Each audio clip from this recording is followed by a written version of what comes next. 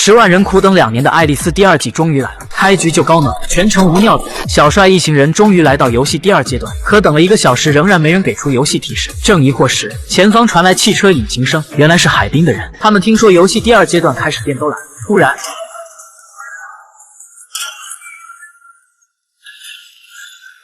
众人夺路狂跑，白毛看出这分明就是反坦克步枪才有的威力，躲进汽车也抵挡不住。这种步枪射程足有10公里，几人赶紧找车躲。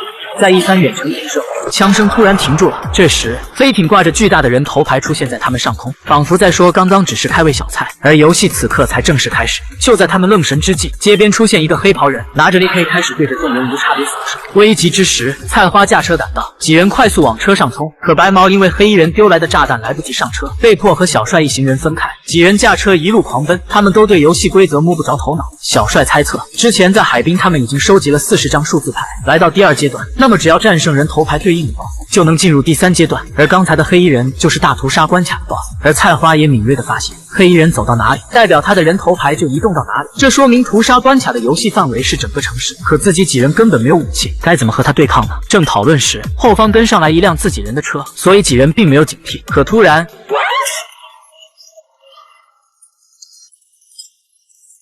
原来车上的人都已经被黑袍人挤了，前格子难开得太慢，菜花一把夺过方向盘，一个油门再接一个漂移甩掉了黑衣人，可却为了躲避行人撞上了路边的车，黑衣人也下车开始继续走失，众人只能再次逃跑。情急之下，菜花和众人跑散了。晚上，小帅4人找到一处地方躲避，他们很担心白毛和菜花的安全，但也相信凭他们的才智肯定不会有事。几人开始讨论如何才能避开黑袍人的屠杀。小帅突然灵光一闪，因为如果自己是 BOSS， 就绝不会干涉其他人的游戏。正所谓王不见王，不同游戏的规则一定不同，而游戏间相互干扰就会产生 bug， 导致崩溃。所以参加其他游戏就能暂时避开黑袍人，而这样说不定也会找到战胜他的线索。见众人没有异议，小帅选择了最远的梅花人头牌关卡，因为梅花代表的团队合作关卡最适合他们。第2天，几人来到关卡，但这个关卡需要5个人，他们还差1人。这时，